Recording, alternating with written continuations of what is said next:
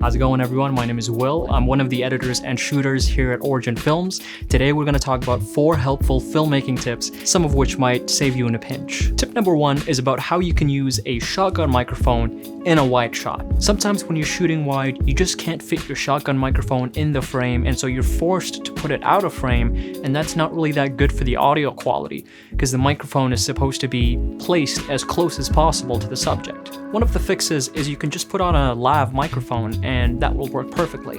But shotgun microphones have a little bit more of a cinematic feel to them. Usually they sound a lot better straight out of the microphone, and they're a little bit easier to make them sound a lot more natural and a little bit realistic. In that case, what I would do is I would put the shotgun microphone in the shot and then just get a clean plate shot, which is just the same kind of shot but without the microphone. That way later in post we can mask it off properly. Then go in your editor. I'm personally in Premiere. Put the original video on track 1 and put the clean plate video on track 2. Temporarily hide the clean plate, make sure it's selected, and draw around the microphone. Turn the clean plate layer back on, adjust the feathering as needed, and voila, you now have shotgun microphone quality in a wide shot, whereas otherwise you couldn't get that same quality. Tip number 2 is to always shoot a little bit wider than you think you have to. And this tip usually works best if your camera can shoot in 4K. By shooting wider, I just mean widening your lens or just stepping the camera back a foot or so that later in post you can make composition corrections a little bit more freely because you shot a little bit wider to begin with. This tip can especially be helpful if you're filming yourself and you have no one to check the frame for you or anything like that. For example, you can fix an uneven shot which you might not have noticed while filming.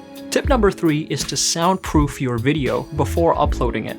And what I mean by that is I use headphones for editing, but a lot of the times the sound that you get from headphones are drastically different than what they would sound like on smaller speakers or on little earbuds. And so what I like to do is after I export my video, I try to listen to it on as many different platforms as possible. For example, on smaller speakers or on my phone speakers, even I could just watch the video on my phone. That way, if there are any parts in the audio where they kind of sound weird on a phone, but they don't sound too weird on headphones, that would give me the heads up for me to go back into the edit and just kind of fix that a little bit so that they sound natural on both platforms. You just have to keep in mind that a lot of people watch content differently, and you want your content to work as best as possible across as many types of speakers as possible. And this can also apply to the visuals. Try your best to look at your video on different monitors or maybe different computers, on a TV, or maybe even on a phone to notice any color shifts that might not be natural. Tip number 4 is to back up your files properly.